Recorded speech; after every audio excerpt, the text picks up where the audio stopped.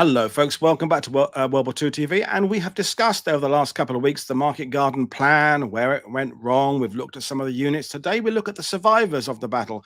Keith Collman is a photographer who, over several years, interviewed and photographed and captured the memories of over 100 veterans for a book that is available via his website in the description below. But I'll bring him in now. Good afternoon, Keith. How are you today? Yeah, not so bad, Paul. And you? I'm very well. So, you've just literally been out to Arnhem recently, busy. It had, from what I was looking at it, this sense of it being like Normandy was the last one where there will be people in attendance who lived through it, both veterans who served and civilians who were there. And we must always remember that terrible winter the Dutch endured. Did it feel a bit different that this year compared to previous years? I just think it felt different on the amount of people. The trouble is, when I used to go before, I'd always be looking for veterans to talk to and perhaps arrange meeting them at home or even interview them on the battlefield. But this time I found that I was doing totally different things, doing very quiet things, moving around and just relaxing to some extent, because there wasn't any chasing going on, and which is what happens when the last veterans, start to become, to the end of their lives. So this book with the Arnhem veterans was born out of the fact you did a similar project a few years earlier about Great War veterans, because we lived through that decline and last few World War I veterans, and now we are in that same era now of the World War II veterans. So in terms of capturing photos of veterans of both these wars, as a photographer, as a graphic designer, what got you into wanting to capture the photos of these guys? Well, like many people, we had sort of ancestors that were in the First World War and the Second World War. My granddad was in the First World War. He was captured in 1914, and my dad was captured in 1942 in the desert. So that got my interest going. But in 1984, I was invited to go on a coach trip with 20 First World War vets, and for a week. So all I did was document it by taking their photographs. So after that, I went to interview them at home and then met some further First World War vets. And then the book really was climaxed with Harry Patch dying. Yeah. I decided to do it then. I brought together about 40 veterans I'd interviewed and photographed. Excellent stuff. So we've got your photos that you some of the photos from the books here, and we'll talk a little bit about who these people are and what they did, but also the particular reason you're on is to kind of discuss the process, how you go about it, and whether you have a sort of a blanket approach you take to all the veterans, or you let their characters and personalities and how they want to do it kind of dictate to you. Because we were just saying before going live, I mean, I've been interviewing and speaking to veterans for 40 years now, and I wish I had known at the beginning of speaking to veterans what I learnt all the years later about sometimes just shutting up and letting them talk, but if they don't want to talk, how to kind of nudge them to talk. Did you have a sort of a game plan when you went out to start speaking to veterans, be they Great War or Second World War? Did you have a kind of a process you wanted to go for, or did you kind of make it up on the go and treat each veteran individually? Yeah, I think, to some extent it was making up as you go along. But when I went there to enjoy a visit. I didn't have an agenda in terms of ticking off dates, ticking off battles. So when I first get there, you end up having a cup of tea and sitting down. I don't take the photographs until the end because I want to get to know the person. And in the meantime, I'm looking around the house to see if there's a great backdrop, their personal effects. So I'm also eyeing up, where I'm going to take the photograph. But it really starts with just a general conversation. And I'd be surprised you talk about things that are nothing to do with the war to start with. Where did you grow up? Where school did you go to? What did your dad do in the First World War? Was he in the First World War? And that, that sort of thing. And that warms everyone up. I think there's nothing worse than going in, pointing a camera at someone before you've even got to know them. So that's why I approached it. And I had to start with, I had cassette tapes, but then I moved on to mini discs. The thing about mini disc, you could let someone talk for 180 minutes and not have to change the tape over. So that's the way it went. Thank you. That's very informative of the process. But and the other thing is, when we look at the photos, there's a whole range of emotions on the guys' faces. Sometimes there's a sense of it being like almost a fun chat with you. Other times the harrowing things they went through are all kind of on their faces. Do you, when you're sitting and talking to them, do you have an idea of what sort of photo is going to come out of it? Does something kind of develop in your head about the type of person you're speaking to, or the type of photo you're going to get? Or do you take lots and then sift through them? Do you try and go for one particular look? What's the process? Well, with film, of course, you have 36 exposures, so Yeah. you tend to be restricted anyway. Not like digital, you can keep taking them forever. But I used to go in there and I just wanted to capture a snapshot.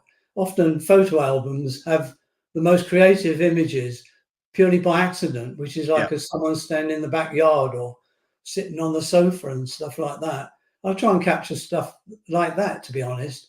I don't try to get what I call a studio photograph. Mm. I try to get a photograph that maybe, the son might have taken of their dad sitting in front of the telly and that sort of thing. So it comes, the thing is, these guys are ordinary men, normally, that had a job or were at school before the wars and then got called up or they volunteered. Most of them weren't regular soldiers. Yeah. So I was fascinated by how did they cope with it? And at the end of it, how did they go back to normality? That's a very good point, because living in Normandy as I do, I've seen as we're in the last years of the veterans being around, is that some people who go and speak to them, they treat them like they would, I don't know, getting an interview with Tom Hanks or with an astronaut or something, and they treat them specially, which of course they deserve our thanks, they deserve our gratitude, they deserve our respect, but you've got to create some kind of bond and remember that, as you said there, they are just blokes, and in some cases women who went through these things, and they certainly don't want to be treated as a celebrity. And I've always found that they're always more keen to talk about their friends who fell than they are themselves. It's always what everyone else did. And I just go back to Arnhem to honor the lads that didn't come back, is the kind of thing they would say to me. And I guess you experienced some of that downplaying of things as well. Yeah, I know that one of the chaps that lived near me, First World War veteran, I used to pop round there for a cup of tea and have a chat. And I think the local newspapers got hold of it. And he said, don't mention I'm a hero. It was embarrassing. And that's the last thing they want. No, you just get to know them as individuals. And I often look to them and try to see them as young men. In other words, looking back and thinking, they were young guys once, and now they're old. We mustn't look at just at old people. We're looking at people that have had a great experience. No, it's just I wanted to leave, and they thought I enjoyed that. That's the main thing. Not picking them up on things. I accepted what they said, and then try to record their personal details. It's interesting you said about them picturing that they were young men, because the veterans I know, I have no problem picturing them when they were in the war, and I have no problem kind of understand they've become elderly now. The bit I struggle with is that there was that bit in between when they were my age, when they were in their 40s and 50s. That's the bit I kind of struggle with, that there was that point where the war was in the past, but yet they'd not become old, and they were just doing stuff people do. They were living their lives, they were raising children, grandchildren, they were going to the pub, they were going on holiday. And it's only in some ways those last sort of 20 years where people like yourself, we've been desperate to try and make contact with these last survivors, because the first bloke who taught me how to play football when I was 5 years old was a World War II veteran. My first scout leader was a World War II veteran, but none of us thought about it in a special way as such. It was just one of the other blokes in the village who'd been to war. They weren't treated in a different way back then. Over the years, you've realized, oh my God, one of the guys who taught me a Boy Scout was, in fact, he wasn't an Arnhem veteran. He was a varsity veteran. The guy was a scout leader, and he had a British Airborne well bike in his garage, which I was fascinated by as a kid. But anyway, we digress. We're not talking about here to talk about me. But let's go through some of these veterans, and I'm glad we're starting off with let's talk about the two in the heading photo there. Oh yeah, I think that's quite important actually, Paul. That you talk about these two guys. Now, on the left is Steve Morgan, and Billy Gilder's on the right. They're both 2nd Battalion men. They both got to the bridge, and they trained together before they went out there. and they both got captured at the bridge. They lasted the 4 days, and then purely by running out of ammunition, food, and drink, they got captured. This picture was taken when I took them. I took Steve Morgan from Grimsby, where he was living at the time, and we drove down to see Billy Gilder. It's the first time we met him in 68 years, where he was living in Thaxted in Essex. So when they walked through the door, it's the first time they met since they left in POW camp. But yeah, they're good experience. I put the two paras on the front, not because it was predominantly a para operation. It's because they did reach the bridge. That was a key part, and that's what the objective was. I had a few glider pilots complain about the fact there weren't any gliders on the front page, but you can't do everything, really. Well, that's that. You can't please everybody. Yeah, we get that on the channel. I do too much Eastern Front content, but not enough. I do too much American, too much British, not enough British, not enough American. It's trying to please everybody. But that the idea these two chaps hadn't met each other for 68 years is extraordinary. And you kind of captured obviously the photo sometime after that, but that must have been pretty beautiful experience for you to be there with these two guys. And I guess the A's dropped off them when they began talking to each other in some way. That's right. I mean, when I picked Steve, I went up the night before and stayed overnight, and then went and picked Steve up. And then driving down, I didn't have a sat nav at the time, driving down with Steve cross country trying to find all the roads. And Steve's going on about, well, that was the day we went was the 17th of September. That's an anniversary anyway. And he was telling me all these stories, and I couldn't really record them. I was driving, but when we got there, yeah, it was quite emotional, really, because they hugged each other. And in the book, there's a picture of them embracing. And just one thing to note about these images: they're all the stories are with the images. They're not just photographs. There's biographies of each man that I photographed. Yeah, no, a good point there, and that you do include those stories there. And I think we'll touch on it later on. Is that whether there's anything different about speaking to veterans from an operation that didn't end well? I mean, we all know that Market Garden, despite Montgomery saying it was 90% successful, if you're, as you say, their second two-para guy, it didn't feel very successful to you when you were logged off to a prison of war camp for another 9 months or something. But do you think the fact that it wasn't successful means these guys, regardless of whether they're glider pilot regiment, air landing or parachute regiment or civilian, that shared experience of going through adversity, do you think it deepens bonds because it was a deemed a failure, or strengthens them? I think the bond gets stronger. And I never got the impression they thought they were failures. It's strange because we never talked about the failure. We talked about what they did to get to the point where either they were captured or they evacuated across the river. But no, I never got the impression that they felt like they'd not succeeded. And the Dutch people didn't think they didn't succeed. No, exactly. It was the start of the end. Even though they left the place, there's still worship when they go back, even though the place was bombed and the Dutch got marched off to, quite a poor winter. Well, I think that came out with Al Murray last week, is that regardless of whether or not there were failures at a command level, and sure, not everybody had their best week of the war at Arnhem, and we're looking at various commanders there. If you're a para with a Lee Enfield or a Sten gun at the bridge, fighting desperately with no ammo, no food, no water, and there's tanks and artillery and mortars bearing down on you, and you get captured at the end of that, failure isn't something that you've been part of. If there have been failures, which clearly they were out of your control. There's nothing. Those guys, the guys who are stuck in Oosterbeek trying to hold a perimeter, they haven't failed. The guys in 30 Corps who can't get up the road because it's blocked by Germans, they haven't failed. Any failure is at a higher level. But that great start there talking about these chaps. But you make a point of, or made a point of, speaking to civilians, and you mentioned it there about the gratitude the Dutch have. That's less common. I've seen lots of collections of photos of veterans, but less so civilians who went through things. Obviously you got to know these people. Why was it important for you to have their experiences recorded and their photos as well? Well, lots of photo opportunities are pure luck, and they come about serendipity. You don't plan it. Now with this, I went to a bar in Wageningen, which we went with some taxi drivers for the charity that they run. and I was chatting to Albert on the right-hand side there, and of course, someone of our age, you sort of say, "What did your mum and dad do during the war?" Anyway, he said, "Well, mum's 97 and she just lives 10 minutes away." So I said, "Oh, okay. Where did she live in 44, September's 44?" And he said, "Oh, she was in Oosterbeek." So I said to Albert, "Well, can we come and visit her tomorrow?" So we invited ourselves for coffee and cake. We went back and we had a chat with her, and Albert translated what she said.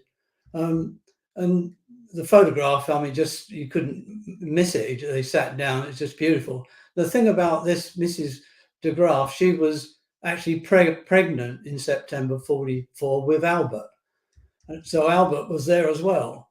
And he was born in December 44 after they moved out of Oosterbeek and moved on to a different town. I really can't imagine what it would be like to be a pregnant woman in September 44 with the world collapsing around you. Which brings me to the ask you, do you ever feel that when you were speaking to these people, that it was a cathartic process for them, that they were in sometimes unburdening themselves to you? Obviously, you get those veterans who've got a very polished version of their story and they've told lots of people over the years, and it's almost just like a teacher doing the same syllabus he's done for years. But also those veterans where you really have brought something out. Did you ever see that, where people are, unburdening themselves to you? Well, Van der Graaf, I don't suppose she really talked to anyone about what happened in 44. In fact, the airborne troops, the British came to her house and took it over as a sort of HQ. She cooked meals for airborne soldiers, and she found as they started retreating, she was divvying up the food, so it went over to more soldiers. But no, I don't. I think to some extent I try to find people that weren't always in the news, and trying to find people that haven't been. I mean, eventually you run out of newbies because everyone's chasing the last veteran. But to find people that haven't talked about it for years, normally, if their family were in on the interview, they go, "We didn't know any of that." Oh, well, I've experienced that thing where family members have almost got angry with me because the person that they've been living with, loving for years and years, never told them, spoken a dicky bird about it, and suddenly a complete random stranger, and they're talking about all their stuff. And afterwards, someone said, "Well, it's because I'm a stranger. It's because it's difficult to talk about stressful things to people you love and care about, and face your own children, say that, I don't know, men were shooting at you and I was shooting back." It's hard to do that, but it is, or it can be, easier to talk to a stranger, I feel. Yeah, I think they're getting it off their chest, aren't they, to some extent, if you catch them at the right time. I think I try not to ask them. Young kids always say to an old soldier, "Did you kill anyone?" Yeah. It's not the sort of thing you'd ask straight away when you walk in to interview someone. But No. I found some soldiers could talk about that sort of stuff, veterans, and other people, they skirted round it. And I didn't try to push them on that, because I think that's something they maybe wanted to keep secret or felt a bit embarrassed. I don't know.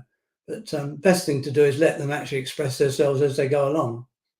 Yeah, and I think that's one of the things in looking at a book like yourselves is that sometimes veterans are very into the detail about, we were given plans to do this, our commanding officer came over and did this and we did that. And other times it's much more of a sort of an emotional response, where they talk about, I don't remember where I was exactly, but I was terrified. And everybody, of course, by definition, is going to have a different way of recalling these events. And if everybody gave it a version of the events that was exactly the same, it would be a pointless endeavor. It's the fact they all did different things is cool. So we'll move on through this, because you said that not all of them were celebrities, but here's someone who kind of was a celebrity. There's someone who was in most of the documentaries. Yeah, Tony Hibbert. Yeah, he's a nice guy. I went down to Cornwall to interview him, and he was, when I sat down to talk, I asked. He started talking and never finished till it ended to the story. Most of the time he was complaining about Browning and how awful it all was.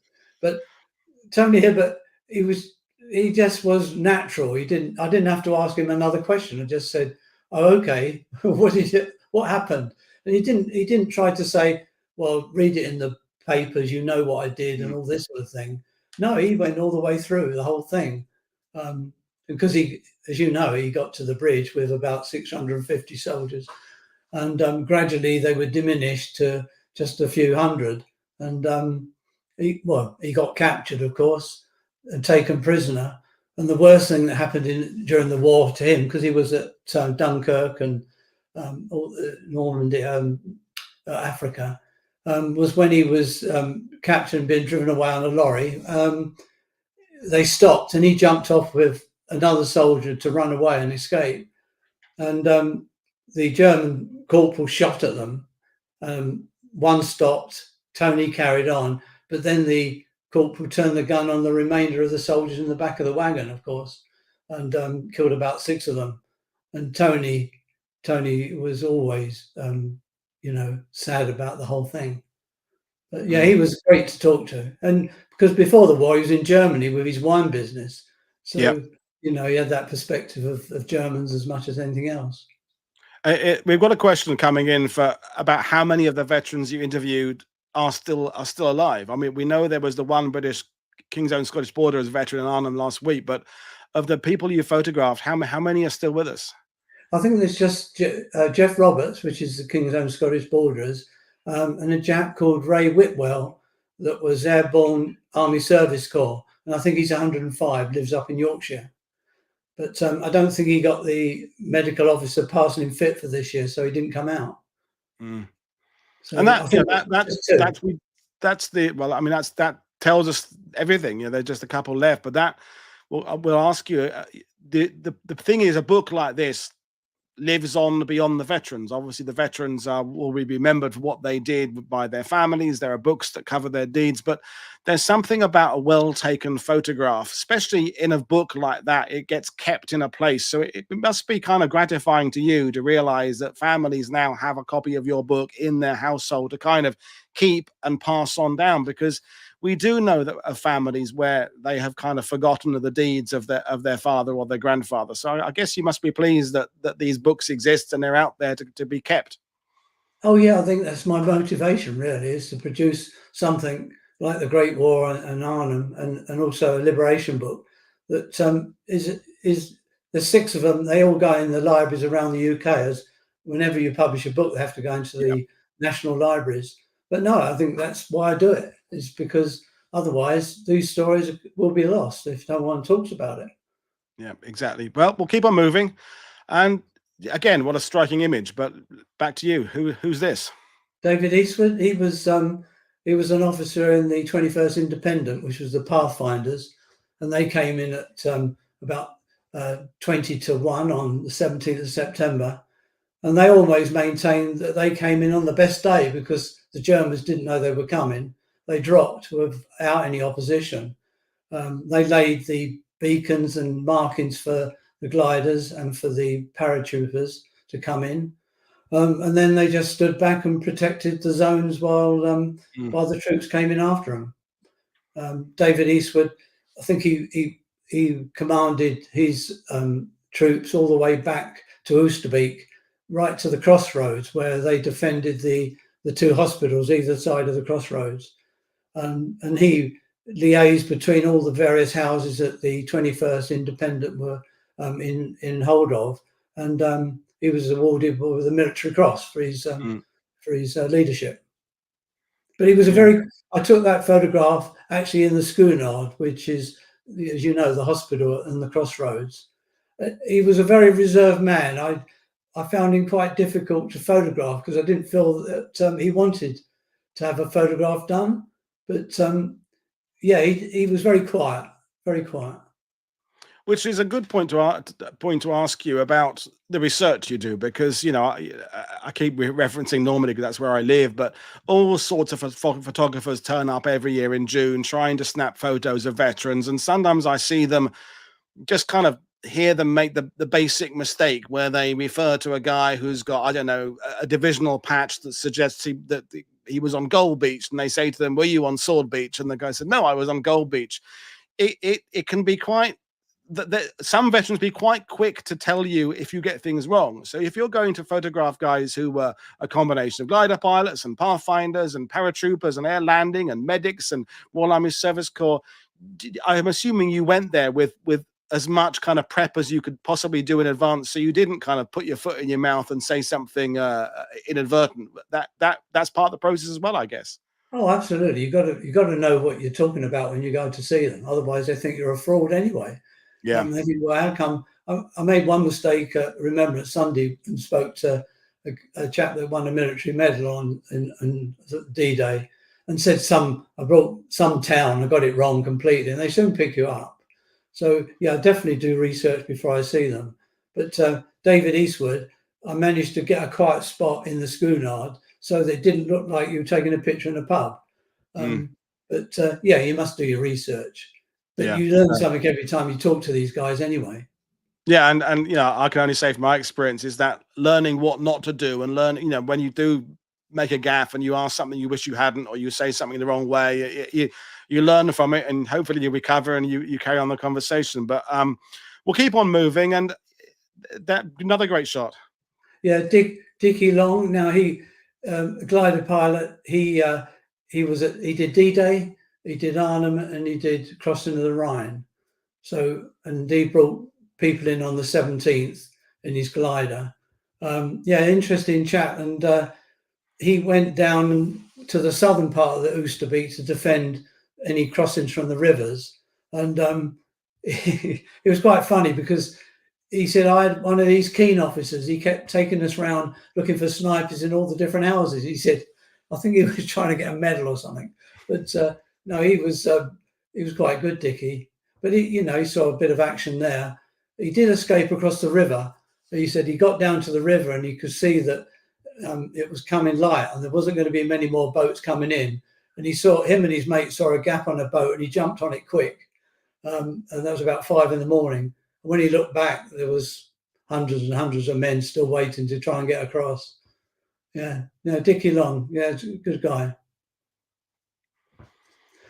Yeah, well, David Whiteman, of course, he came in as attached to the Air Landing Regiment Royal Artillery, and he ended up at De Hearst House down by the church, and he was a medic there. And he throughout the battle, he was treating the wounded. And as De Hearst's house got filled up with wounded people in lofts, in cupboards and ladder, up on the stairs, he maintained he buried 50 men in the garden. And he said, in the end, when he got evacuated, he said, I just can't stand seeing another dead body. That's what he told me. He said it was just overwhelming seeing people with, all sorts of injuries, legs missing and everything. Hard to believe, but yeah, he just come back. I think he was a painter and decorator after the war. Wow. And we did the show with Professor John Tregoning a couple of weeks ago about the medics at Arnhem, and the tragedy. Pretty much all the officers ended up going into the bag because they stayed behind with the wounded. The number of airborne medics who got out to fight again or to take part in battles again was very, very few, and that must have been a very hopeless, at times feeling hopeless situation when you are running out of bandages, when you are running out of equipment, and there's people still around you dying. If you've got no more ammunition for your weapon as a regular paratrooper, well, there's nothing you can do. But if you're a medic, but you've got no supplies, people still need you to do your job. You can't just say, well, that's it, I've got no equipment. That must have been particularly harrowing towards the latter stages for someone like him. Did he talk about that sense of helplessness towards the end? Yeah, he did actually. That's quite a good point. He said they were running out of supplies, what to do. He said, but we were basically trained to put splints on broken legs. He said, I was having blokes with no legs and with their stomachs hanging out. And he said, even trying to get water, he said, going out in the garden with the shelling that was going on was, just getting water from the garden was even more difficult. And that's what everyone wants. You need water, if nothing else. Yeah. I think in the end, I think he had some of his ashes scattered in the garden after he died. Wow. That's what his wish was. He told me that when I went on a trip to Holland before I photographed him this time. And that's an extraordinary thing. I'm so glad you shared that, dude, because I've stood in that garden with Kate de Horst's daughter and seen the pond there and Pegasus rising. And I remember when the daughter told me how flowers grow in their garden that don't grow in the neighbor's garden, because all the blood that was tipped into the flower bed changed the acidity of the Yeah. soil. And that, for a group of us there, that was like amazing, that all these years later different flowers grow there simply because of all the blood that was discarded in that place. So a place where he obviously had some of the most challenging experiences of his life, where he's literally seeing people dying around him, and yet he wanted his ashes to go there. That's an extraordinary profound resonance of what that place meant to him. Yeah, he had an affinity with that place, you know, and I think the family, they knew David Whiteman and obviously what he did there. And only recently, this time in Arnhem, they buried an officer from the Glider Pilot Regiment who they found his remains nearby, I think in the hearse or an adjacent garden. Yeah. Wow. This is a great chat, Keith. I'm so enjoying it. So another one. Here we go. Yeah, Sid Blackmore, he was interesting. Again, another man that got to the bridge, and he was fighting there with Greyburn under the bridge, fighting against Tiger tanks that were firing into the bridge. He said all the debris was coming down, and actually got wounded because he got stuff through the helmet and knocked him out. And just jumping a few years later, he was decorating or something and fell off the ladder. And when he went to hospital, they said, "Do you know you got some metal in your head?" He said, "Oh yeah, I got that from Arnhem," and that's where he was wounded there. But yeah, he fought, and then he was made a prisoner of war. It was liberated by Russian Cossacks, he told me, that came riding through to his rescue, and they said, "You know, you're so." But actually, the Russians put a guard on the camp, and they kept him locked in for a while. Wow. Yeah. Well, the things and places these guys went to, and our next character, you know, we're moving away from the Airborne now. Finally, you know, I asked you about some of these people who had told this story many times before. Well, you know, Lord Carrington had definitely told his story a few times before, but you're seeing him kind of in the latter part of his life. Was he easy to get to speak to? Because was he one of those ones you had to persuade because he had told that story so many times? Well, I think the thing about doing this is always it's worth a chance to try and photograph someone. And I, like some of the others, I wrote to Lord Carrington. I didn't expect to get a reply, but I got a reply within days from his secretary, say, yeah, he'd see me and go down to his London home and have a cup of coffee. So I did go down there. I didn't get very long with him because I think with these guys that are sort of quite sort of, you know, famous or well-to-do, he said, well, you know, you ask a few questions and then your time's up. But I managed to take the shortest amount of frames of any veteran I met, 4 with Lord Carrington. Wow. And after the 4th one, he said, well, that's enough. But I chatted to him and I said to him, was your dad in the First World War? And he said he was. I said, didn't he try and persuade you not to serve in the Second World War? He said, oh, no, of course not. No, he didn't. He said, but even Lord Carrington, prior to the war, they were training with wooden rifles and things like that, which is hard to believe, really. But when I asked him about his military cross, he said, oh, you can look that up. I don't need to talk about that. But when I look at the 30 Corps progress, it seems bizarre that they started on the 17th when they were dropping at Arnhem and expecting to get there within a day or two. It was just crazy.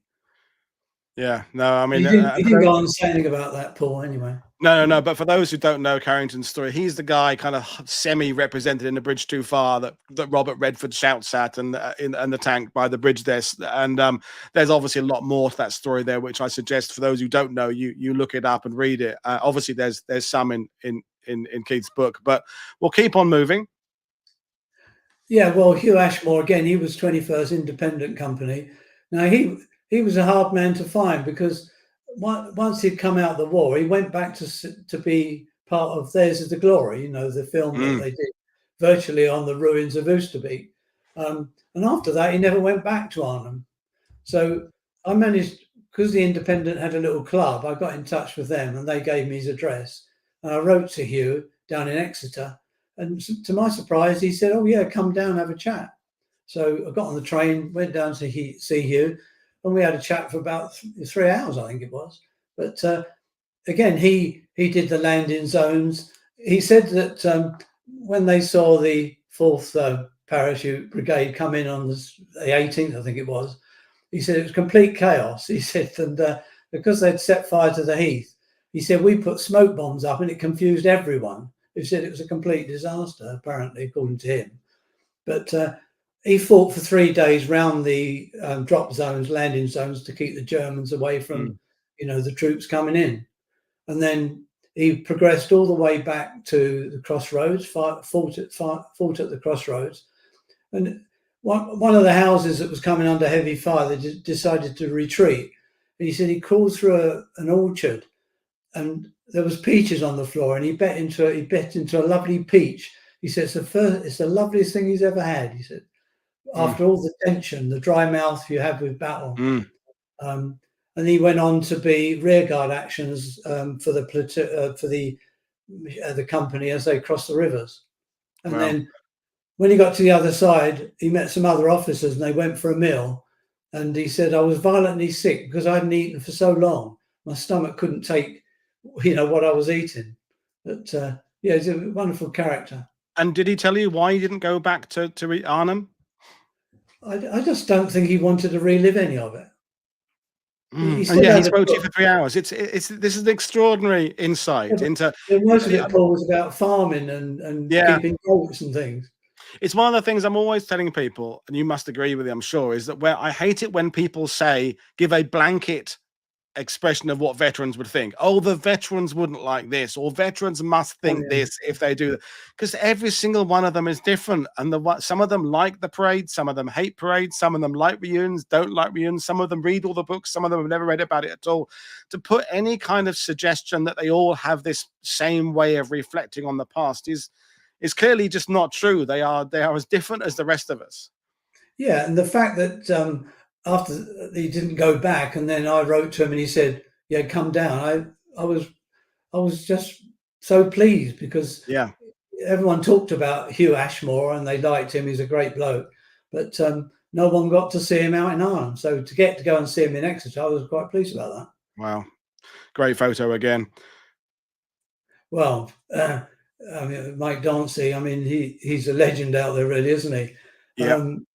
Glider pilot. He came in with the air landing light Royal Artillery, and he was designated to sort of go down with the artillery and keep the Germans from getting near them, and that's what he did until he had different positions down by the church, but then finally he fought all down Waverstraat was wounded 4 times.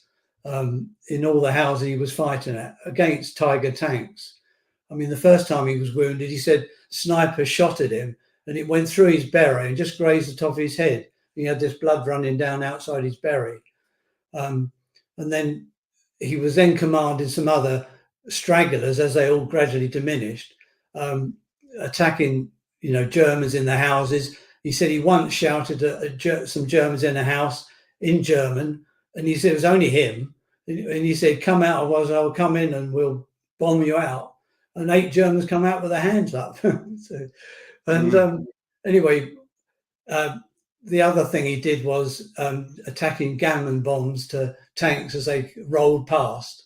And he said one carried on going. He thought I'd failed, and then next minute it suddenly exploded, and everyone was covered in dust and debris. But he got shot through the legs. He got a grenade which dislocated his jaw, and then eventually he was carried down to the dressing station at the church, put out under a blanket with a chap next to him that was dead. So they all assumed that Mike Dauncey was dead, until he woke up with the rain on his face and he shouted out, and they brought him inside to try and treat him. But these are extraordinary vignettes of what these guys went through. Thank you so much. Yeah. Anyway, he was a POW, got sent to Utrecht hospital eventually, and he said to I think a Scottish officer, "Do you fancy escaping?" He said, "I want to use your room to get out." He said, "Well, if you're going, I'm coming with you." And I know it sounds a bit of an old cliche, but he tied sheets together and jumped out of a window. and was looked after by the Dutch resistance until I think the early part of 1945, and got back to Allied lines. It was That tells recommended you for a something. Victoria Cross, but got a DSO. I mean, wounded 4 times, and you've done your job. You've been wounded, and then you've been wounded, and you're in hospital. And you're still trying to escape, still trying to do your job. It's extraordinary what these guys went through. The Germans were looking after him. It's not as if he was being neglected. No, wow, crazy. Now that's an amazing shot. That one. That's like an album cover. That is. Well, Freddie Dean was a portrait artist, so when I went to see him, I had a 2-day. He lived in Festiniog up in Wales, and I booked in my diary 2 days off to go and see him. Trouble is, I thought I was going to see him on the second day, but I wasn't. I was meant to see him on the first day, and I stayed in a local pub. So I rung up Freddie, and I said, "Where's your place, Freddie?" He said, "You were meant to be here last night." So I was, oh no, he's not going to see me. Anyway, he did. He said, "No, come round now. We'll have a chat." So I was there for hours. I mean, he's a great bloke. He jumped the 10th Battalion, jumped on the 18th, got stuck in the woods trying to get through the German block. And as he was going through, he bent down to pick up another fella, and he got shot through the eye, and the bullet went out, but underneath his nose and out through his cheek. All he knows is he was put on a jeep or some vehicle, probably Germans, and they took him back to a hospital. And he eventually ended up on a slab in a hospital operating theatre, linked up to a German that was giving him a blood transfusion.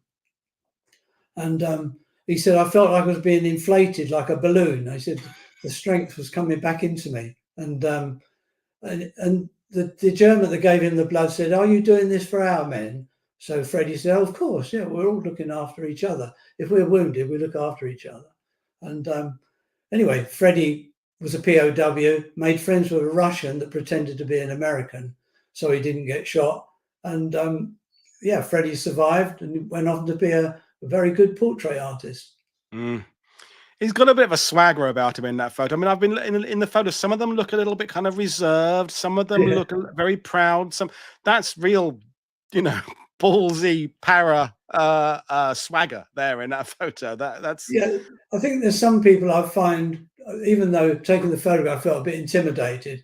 When you're taking the picture, you think, I don't want him to feel I'm a complete fool. Don't know what I'm doing. Yeah. But Freddie, he actually went upstairs to put his berry on, which he hadn't had his picture done with his berry before. Not after the war, anyway. Great. Yeah, he's a confident guy. Yeah, definitely. He's a brilliant story. Thank you again. Well, Alec Hall, first air landing field ambulance, he'd served in Italy and come in from for Arnhem and dropped into Arnhem, or came in by glider. And he served with quite a well-known surgeon. Did some field hospitals nearer the bridge, and then gradually, as everyone got pushed back, he ended up in the Tafelberg, operating there. He buried 3 men plus a padre that died of wounds. But he eventually ended up at the hospital opposite the Schoonard, and he was with a Dutch nurse, and they had Brits downstairs and Germans upstairs. And as the Germans gradually started to take over the crossroads, a German major came into his hospital and said, "Oh, okay." He said, "Have you got any of my lads here?" Because he was got a young company. He said, "Well, they're upstairs." He said he went upstairs, the German officer, and when he come down, he said, "Well, you're really looking after our boys." He said, and anyway, he sat down for 3 hours talking to Alec Hall about the war. This officer had been educated in England at a university, and anyway, eventually Alec, I mean, he saw a lot of action on the crossroads dealing with casualties, but he was eventually captured by staying with the wounded and then taken to POW camp. It's also, I'm just thinking that, not that I'm just taking anything away from that amazing story, this is also a remarkable record of the houses of this generation, because that is like the houses of all the elderly relatives I went to see in my teenagers. The antimacassars on the sofa, the frilly lampshade cover, the carpets, the mantelpieces. This is I'm sure there are plenty of houses still like that in the UK, but I think of that as my childhood very much, going to where the front room, you didn't really ever use the front room, but you always kind of use the kitchen to meet people, the front room or the parlor. Amazing insight to British life as well, Keith. Just thank you. I come to the conclusion. I'm not saying that with Alec, but I come to the conclusion that most people stop decorating after they were 65 because yeah. It's just when you went to their place in their mid-80s, it was still the same as the 1960s or 70s. Yeah, they've all got the same knives and forks and cutlery, the same milk jugs. It's we're talking about my family here, but we'll keep on moving. Another amazing shot there. James Clemenson. I wrote to him because he was chairman of Collman Musters, up in Norfolk. And I wrote to him and he sent a card back saying, I'll see you in 3 months' time. So I thought, can I wait 3 months to see him? So I rang him up again. He said, look, I said, I'll see you in 3 months. And he did. He duly obliged. He got in touch with me. And I went up to Norfolk Holt to see him. And those medals he's wearing, he's all awarded those medals, but he said he went on one of these trips with his business, and when he come back, his kids had lost his medals in the garden. Anyway, he's a character. He's 3rd Battalion, parachute battalion, and he came in down the centre of Oosterbeek to get to the bridge. He's the one that went in the Harter-stand and found Modal's lunch or tea on the table, but they were held up there, and of course they didn't get to the bridge. But what he did do, of course, as you know, he went with General Urquhart as a reconnaissance mission towards the hospital to try and see what could be done, where they could get through with the 1st Parachute Brigade. And he told me this. He wrote this down in a letter, actually. He told me the story of up in Urquhart with Taylor and I think Lafbury, who got wounded there. And the general wanted to get going. He said, look, I can't stay here. I've got to get back. I've got to sort things out. He said, General, if you poke your nose out the front or back door, you'll be dead within 10 yards. He says, there's Germans either side. So he managed to persuade Urquhart to wait till tomorrow, because he said the first battalion, the 3rd battalion are going to make a push towards the bridge. He said, when that happens, we'll be able to nip out. And anyway, that's what happened. They attacked the next morning. The Germans left either side of the house, and him and Urquhart ran back, or got back in the Jeep apparently, and got back to HQ. But fascinating story, which is in the film. Yeah, I mean, I remember I may have been in the Schoonard or something like that, and a few years ago, and he was one of the veterans there, and I really wanted to just go and say hello, but I didn't get a chance. I was talking to someone else, and I could see him over. And this is when there would be dozens of veterans around. You can't just kind of drop one to speak to another one. And I remember seeing him, and I never got a chance to speak to him. So, but the fact that he was with Urquhart, and we had lots of conversations these 2 weeks about Urquhart's failure to leave a clear command structure behind with him, and how many ramifications that had on the outgoing of the battle. But hearing it from Clemenson's point of view is just essentially 2 soldiers cut off in the middle of a battle. It's a different perspective of that same story. And again, what incredible chance to meet a legend. I mean, these are brilliant stories. Thank you so much. Well, just briefly on Hugh Ashmore, going back to talking about Hugh Ashmore went with his commanding officer Wilson down to HQ. And at that time, that's when Urquhart was missing. And Haig, one of the officers called Haig of the Whiskey family, said to both of them, he said, don't go in there. There's an almighty row who's going to take over command, because Urquhart's gone missing. Yeah, wow. I'm so enjoying it. So we're going from mustard to whiskey, and now we're going on to another point which we don't talk about as much, the RAF involvement. Yeah, this is an amazing story with old Ken Cranfield. I met him out in Arnhem. He was round by the museum with his family, and I went up to him and had a chat with them, took their photograph, and then said, can I come and see you? So yeah, Ken, he was in the RAF, and he did Normandy after obviously the initial wave. Went in there and took the wounded back to the UK, and then when Arnhem come, he towed over a glider on the 17th of September, and then come back on the 23rd of resupply. And as he came in, he said, all the boys around me, planes were getting shot out the sky. And he said, we got hit, but we carried on going. As he dropped his supplies, he then banked round to come back. And then they got hit by automatic flak, which shattered his tibia and fibia. And he was badly wounded, badly bleeding. Anyway, his co-pilot wasn't really qualified. He was just basically a navigator. He wasn't qualified to fly the plane. So they managed to get the cable from one of the telecommunications. They couldn't get in the first aid block. They got made a tourniquet out the wires to keep the blood from flowing every 15 minutes to release it. And Ken managed to fly the plane all the way back for 4 hours and made a perfect landing with his co-pilot that didn't fly the plane. And when his officer came, he said, "What have you been up to, Cranfield?" He said, "That was a perfect landing." Anyway, he was rushed to hospital and had major surgery. And apparently he was out for 10 days. And the nurse said that he died twice and they brought him back to life. Anyway, when he got sent back to England, he went to the Swindon. The RAF had a hospital there. And Marjorie, who's sitting next to him there, was his nurse. Anyway, he took a fancy to her and he gradually started to wave to her as she went through the ward. And they got together, and in 1945 they got married. Couldn't make it up, could you, eh? I mean, every single one of these stories could be a movie. I mean, it could be a special episode of a documentary. It's extraordinary. Brilliant stuff. Thank you so much again. Oh, well, Ron Johnson's quite well known, and he only died in recent time, about 102 or something, I think he was. He came out, brought out, I forget who he brought out. He was on the 18th anyway.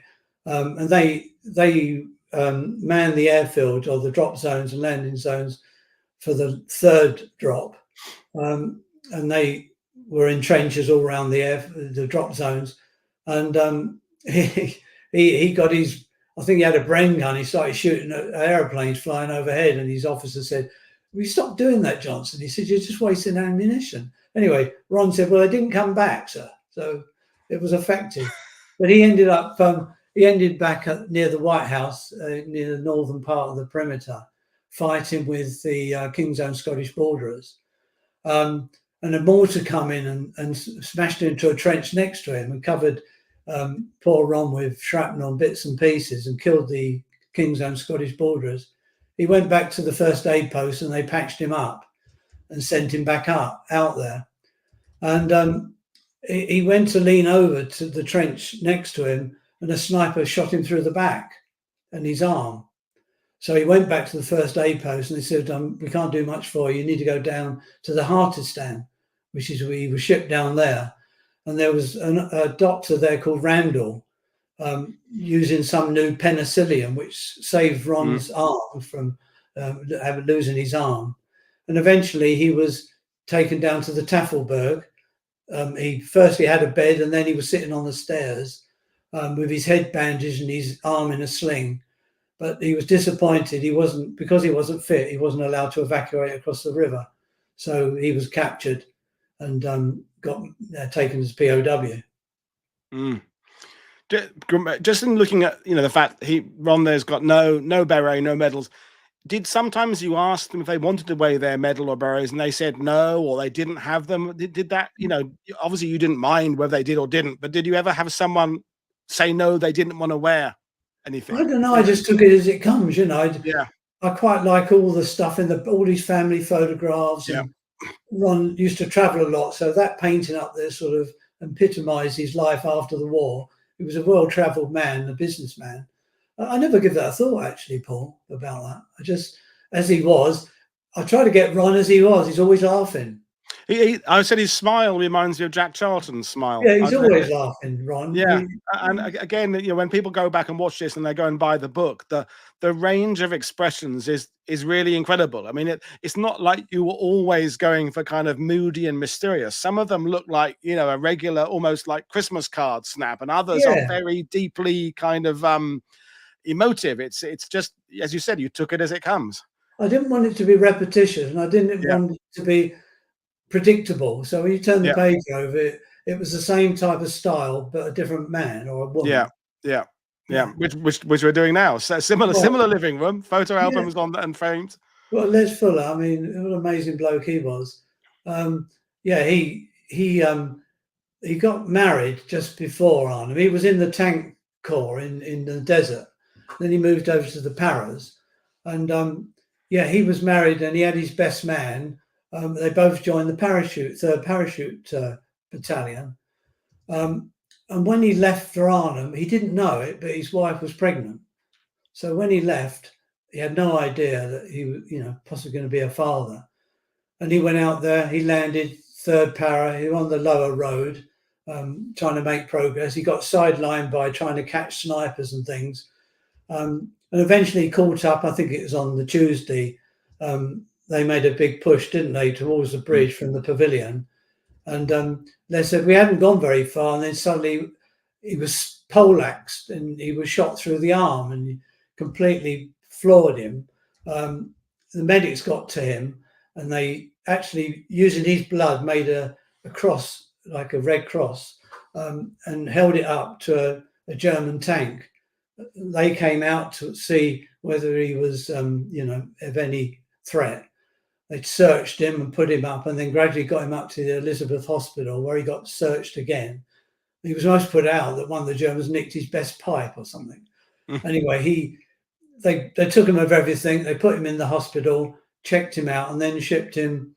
I think what hospital he went to eventually, but he ended up in a hospital with a German doctor and a British doctor debating whether to amputate his arm. But while he was waiting for that decision, he was rushing. He went in through his pockets in his smock, and he found he had 2 more grenades. And he picked them out and held them up in the hospital. And he said everyone left the ward immediately. But the nurse come away and took him away. But he had his operation, amputation, and he was given a blood transfusion by a German soldier next to him. Sadly, the German soldier died anyway. But when Les came to, he was going to be given the last rites by his chaplain of the third para, which I also photographed. And he said, "What are you doing down there, Padre?" Anyway, he survived, of course. But we went for a drive. He took me to his golf club for lunch, and he used to drive with one arm. He used to have a little steering wheel. He used to do that. But again, he won golfing competitions, but he was a good businessman, and he wasn't held back by his disability. Wow. We had a question from Ian Carr about the consideration of color as opposed to black and white for the photo. You always shot in black and white, or did you? Yeah, the reason being that I started with black and white back with the First World War veterans, right? And to be honest, I didn't have the expertise on color, so when I got to digital, I could take color and I could manage it. But color film, you know what? I just kept with black and white, as I thought I was, reasonably good at the black and white stuff. Well, you clearly are. And sorry to interrupt the story, but and this is the chaplain, isn't it? Well, this is the chaplain. This is Bill Phillips. I wrote to Bill Phillips, and I don't know how I got his address, but I wrote to him and said, "Can I come and see you?" And he said yes. And then I got a letter to say he changed his mind. And I was a bit disappointed, but you have to accept these things. But I thought, you know what? 2 years later, I tried again, and he said, "Yes, come and see me." Anyway, he was a rugby blue, Oxford Blue. He played for Gloucester's, and he was one of 3 vicars that played for the Gloucester Rugby Club, famous before the Second World War. Anyway, he jumped, came in, second para Padre, never carried a gun. He had his, all his communication stuff with him, and he made his way eventually to near the bridge where he was with Elizabeth Hospital, and he found himself a bit like Urquhart in those little cottages there, as if it was peacetime. They were sitting in the garden having cups of tea and things.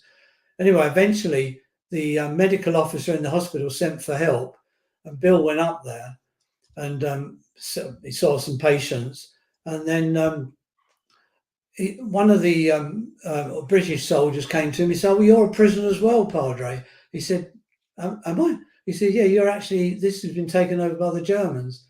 And one of the German soldiers said, "The Jews are coming across the bridge." That's his comment to Bill Phillips. Anyway, he was a prisoner of war. He ended up going in cattle trucks, as you know, to Brunswick. And he says, as he looked out through the slots in the cattle truck, he could see some of the places where he played rugby before the war. But when he got to prisoner of war camp, because it was called Brunswick, through other officers in the prisoner of war camp, they created the Brunswick Boys Club that went on after the Second World War in poverty parts of London. Wow. And did he say to you why he changed his mind? You know, he said yes, then said no, then said yes again. Did that come up in the conversation? No, he didn't change his mind. No, I don't know. I didn't ask him. I was so pleased to get to see him. Yeah. And he made, I mean, he's quite elderly then, because all padres had to be 24 to be ordained. Yeah. So once you add on all the other ages, he was in his 90s. Wow. No, I was just chuffed to see him. And Yeah. I think and he went upstairs to get that photograph and bring it down. But Wow. it's the first person using mini discs. I had to change it halfway through because he spoke for so long about what went on. Brilliant stuff. Yeah, Peter Clark. I love this photograph purely because, I don't know, it's just everything around him that's important. His trainers. The juxtaposition between the beret from the war and kind of modernish kind of street trainers that the teenagers wear. Yeah. Yeah, well, been a glider pilot, staff sergeant, so he was the pilot, not just a co-pilot. I think he brought some boarders in actually, and he was very religious, Peter Clark. He didn't want to kill anyone, so before the war he was in Royal Army Medical Corps in the RAF and things. So he decided when he got there he would only help people that were wounded. And eventually, as the perimeter started to collapse, he was treating people in a house that were badly wounded, a couple of traumatized patients. And when the Germans come, he said, I'm not, well, they were on their way. And he said, I'm not leaving these guys. And he stayed with them and become a POW. Mm. And sorry, I was going to interrupt. It's almost like they're all in the same house. They've all got the same lampshades, the same mantelpieces. It's like a set you just slightly rearranged for each photo. Well, it's one thing I always sort of, with film directors, they can always create their own environment. Yeah. And I thought sometimes when I see film sets, I go, I would love to have taken a photograph in that set. But you're quite right. Yeah. I was just, if I walked into a house like that, I was so pleased. Yeah. I No, thought, this is it. I don't need to do anything else. Just sit there and it's made. Yeah, no, absolutely. And one more to go. Yeah. Well, Frank Peacock, yeah, interesting guy. He was engineer squadron and he was mine clearance. But he said when we got there wasn't any mines. And he was attached to 156 parachute battalion. And they were stuck in the woods with the bullets flying through the trees. And he said, we put all our equipment in a Jeep so we could get about. And then that night, a mortar hit the Jeep and blew the lot up. So he ended up going back into Oosterbeek, just roaming around, trying to keep away from the Germans. His mate got wounded in the arm. And with Frank, if you see his left ear, he's got a nick out that ear, hasn't he? Mm. He said after repelling one German attack, he said, I decided to go out and see if I can find any ammunition because they've run out. He said, but I should have known. They always leave someone out there to get anyone that starts looking for souvenirs. And he saw this person behind a tree and suddenly saw a flash. And he spun round because it whizzed past his ear and he thought he'd had his ear shot off. And his immediate thought was, I can't get married with one ear. So he went to the MO to sort of say, can you do anything about my missing ear? And he said, no, Peacock, your ear isn't missing. He's just been caught by a sniper's bullet, and he bandaged him up. Well, him and his friend, where he went to Dehurst's house to get some medical attention, they decided not to stay there because of the shelling. And he said, we went out and found a safe house somewhere, but eventually the Germans started to come down the street. He said, I opened the door so the Germans wouldn't shoot through the door while I was in it. And the German come in, he said he looked as rough as I did. And he said, are you American or English? So Frank said, I'm English. I'm not going to die as American. And they took him prisoner. And he went back. And he said, I worked in a sugar factory as a POW. And he said, you know what? The Germans sent me money after the war as a salary. Crazy. Wow. Well, there's how people can get it. So what's the situation? You sell, you mail out copy, people can buy it from you direct. Is it in shops? What's the score? If they go to my website there, veteransofarnhem.com, I'll sign any books coming through there and post them out. That's the way they're not really in bookshops. I find it difficult to sell through bookshops. I just do it on my own website. Same with thank you very much. And I urge people to obviously to go and get it. And you know, the last thing I want to kind of end on, because we've got a discussion this Sunday now. We're talking about the creation of the first Allied Airborne Army. So it'll all be about doctrine and tactics, things like that. You mentioned that Tony Hibbert could have grumbled a bit about Browning, but in all the veterans, you know, we only did, 20% of the veterans you spoke to. Did any of them kind of get into the where Market Garden went wrong? Was that something they ever talked about? I don't really remember any of the Arnhem veterans I knew getting into that. They would talk about their own experiences and perhaps their own captain maybe went left down the street when he should have gone right. But I don't remember them ever really joining in the big debates. Was that your experience too? Yeah, I think I agree with that, Paul. I didn't have anyone start talking about the wheres and wherefores and what they were doing. I remember, say, Dickie Long moaning about his officer trying to get snipers and putting them in danger, and that's the only thing he moaned about, really. But no, none of the others. We never got into the debate. We just talked about what they did and how they got through it, really. Yeah, right. And I think that's kind of a lesson for us all in that I think, you get a group of military historians and enthusiasts in a pub and they will discuss whether it went wrong at Nijmegen or on the road. And even the movie has them saying, well, it went wrong before that. But actually, it's not something the participants tend to talk about. And I think the same would apply to Anzio or Normandy. I don't remember veterans talking ever about the kind of the operational level. They would talk about the things. Food and boots were one of the things that soldiers moan about, isn't it? The food was shit, and I wanted a cup of tea, but they didn't kind of elaborate on the bigger plan because it wasn't their job, I guess. They were just worried about getting something to eat and drink and sharing a tin of rice or passing the biscuits or boiling nettles and making soup. That's the sort of thing they talked about. They reflected on that all the time, or funny stuff. That's the other thing. Yeah, well, people just said in the sidebar that move 1 minute, laughing their ass off the next minute. That's kind of the nature of these stories. But to kind of end with perhaps a crass interviewer's questions, but I'm gonna ask anyway. Is that you said there's a couple of these guys left now. What did you get out of the experience? This whole decades-long process of speaking to Great War and Second World War veterans. What did you learn? What insight did it tell you about yourself? I mean, that's a terrible question, but I just kind of want to know what it's taught you. Well, the thing I knew before I started was I like to recall stuff before they disappear. And I feel that if you don't do that, I always look back and think, I wish I'd done this and I wish I'd done that. But no, I wanted to I didn't meet my granddad from the First World War because he died in 1942. But Dad never reflected on much, and I never interviewed Dad. He died early. But no, I just didn't want to leave these stories behind. I just compelled to do it, to be honest. I couldn't help it. Mm. Well, Keith, it's been absolutely delightful talking to you. It's I'm so glad I scheduled this one in amongst all these discussions about where it went on an operational level, because you've just brought it all home to everybody again, reminding us it's for individuals. It was just a harrowing story that they survived their way through, and they've all reflected on it in very different ways. But at the same time, they were all clearly marked forever, some physically and emotionally by their experiences. They didn't want to be called heroes. They were just ordinary people that just did extraordinary things that we can't imagine what it was like.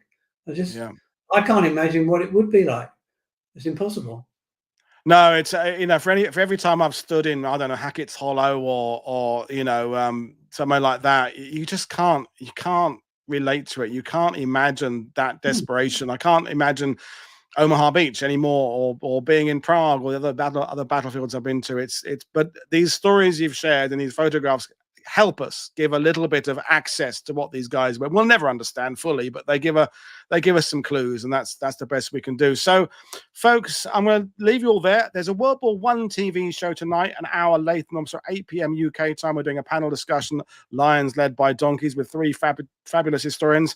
I'm looking forward to that. And we're back tomorrow. We're away from Arnhem. We're talking about south of France again. John McManus is back to talk about the US 3rd Infantry Division. As always, click like and subscribe, buy my guests' books, share what they're doing, and keep coming back for more. So thank you very much, Keith. Did you enjoy it speaking to me?